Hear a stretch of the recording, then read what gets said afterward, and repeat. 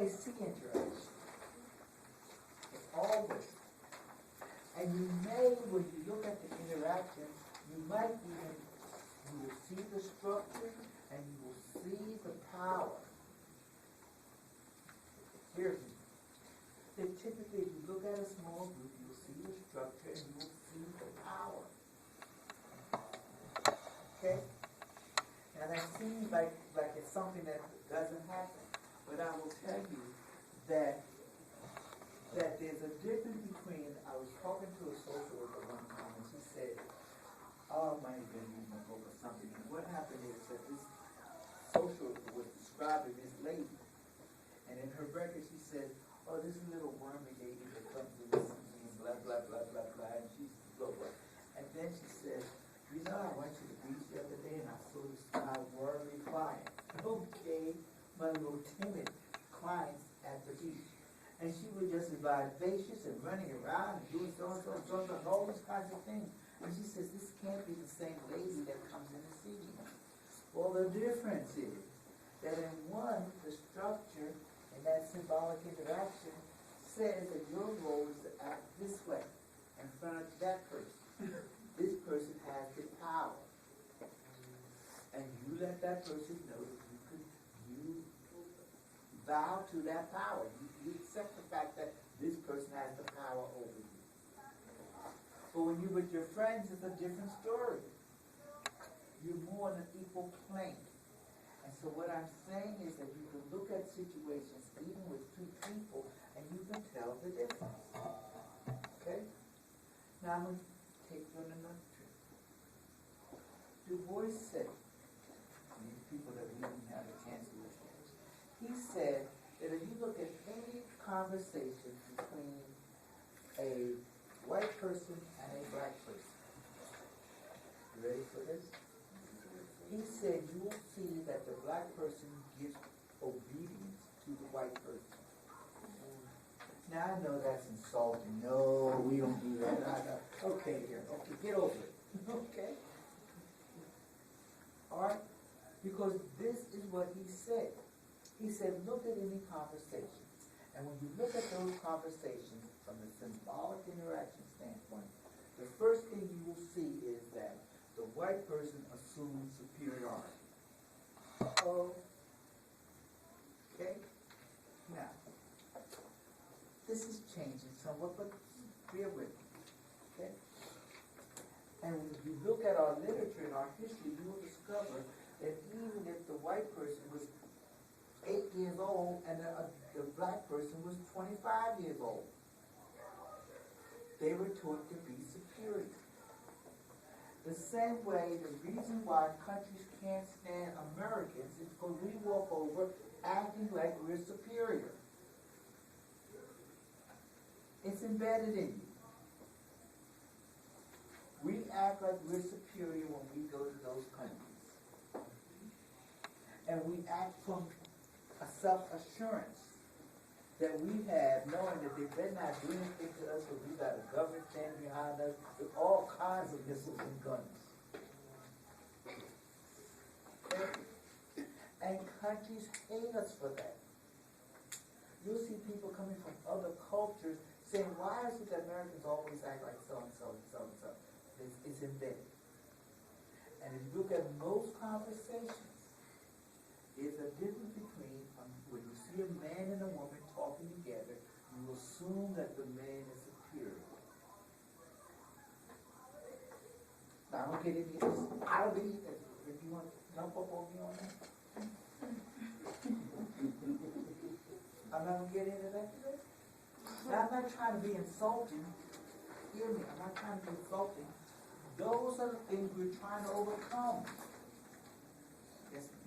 I feel like everybody's like that. Well, that's true. Because I used to work in the airport and I did currency exchange. And I had interactions with all types of people from all over the place, from Europe, everywhere. And you have a lot of nice people, but you have a lot of rude people.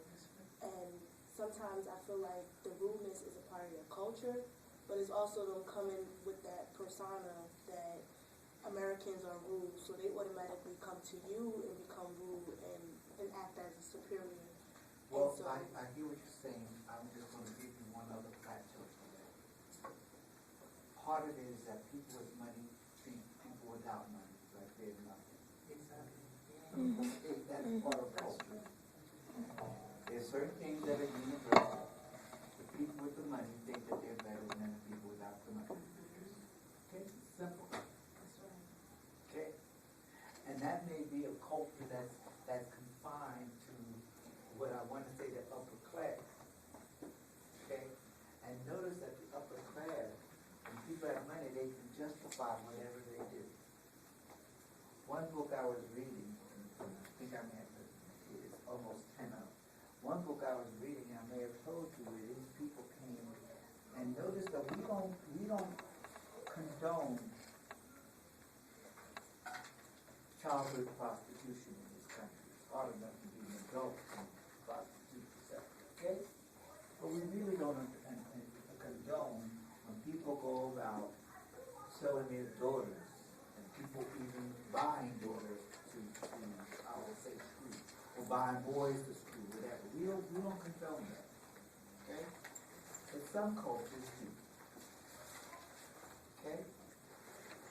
And some American men go to these cultures just because they know it's all right.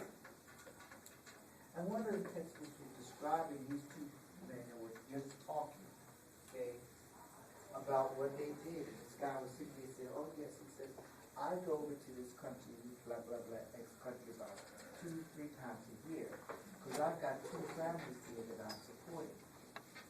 And now he's married with his kids here. But what happens is that he goes over there and he has a 14-year-old girlfriend and he has a 15-year-old girlfriend, and he goes over and he screws them. The family knows it.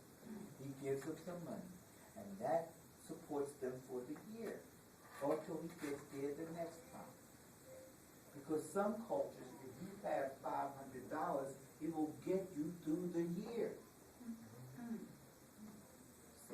In some cultures, if you have $500, you're hanging in there. Get $500 here, and hope it'll last you a month. It's a problem. But you understand what I'm saying? Now those cultures, they don't have all of these problems. But look, the girl is out there. I'm glad she is a girl, because I can put her out there to make some money for the family. Okay? And so you recognize these kinds of things. Now, I'm not saying that something's right or something's wrong, okay?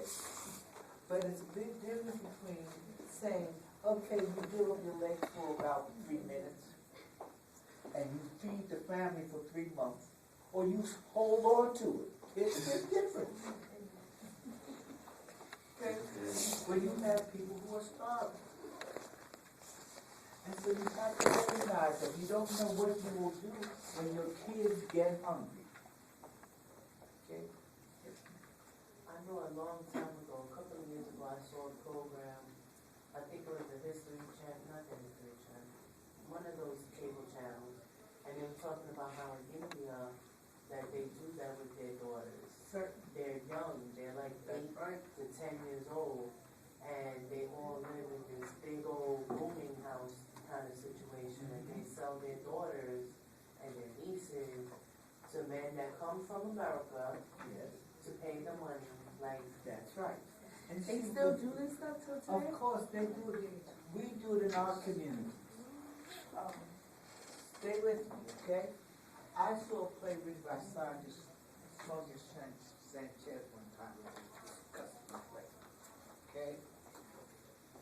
Because what she was doing is that this lady was a drug addict. And what happened is that her boyfriend was there and she needed a fix. And she told her boyfriend, oh yes, I need a fix, and blah, blah, blah, blah. Well, here, you can have my daughter. And her daughter was 8. Her daughter was 8. Well, you can call it anything you want. She didn't see it as being child abuse, and her boyfriend didn't see it as child abuse, and the girl would have probably did what her mother told her to do.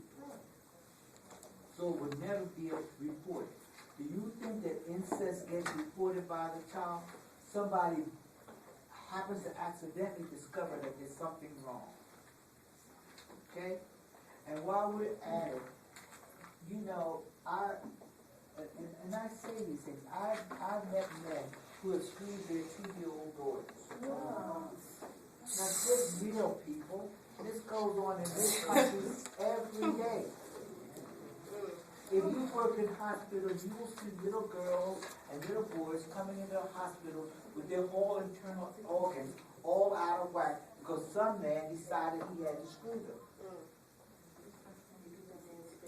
Now you're no longer 15 years old. This is the way the world is. Okay? And you don't know what profession, what field you're going to end up in. You don't know what you're going to see when you go to another culture. If you're a sociologist, if you're a social worker, if you're a psychologist, you'll be shocked at what you're going to hear and see. And expect to not judge. That's the hardest part. Is when the person comes in, if you're an attorney and this man comes in and says, well, yes, I screwed her, blah, blah, blah, blah, blah. And you have to take the case. Knowing that this man is lower than the lowest thing you've ever seen. And your job is to go there and get the person off so he can screw somebody else. That's the way the society is. Now I tell you these things, and when I say this, you got to start, and I say, start reading. Half the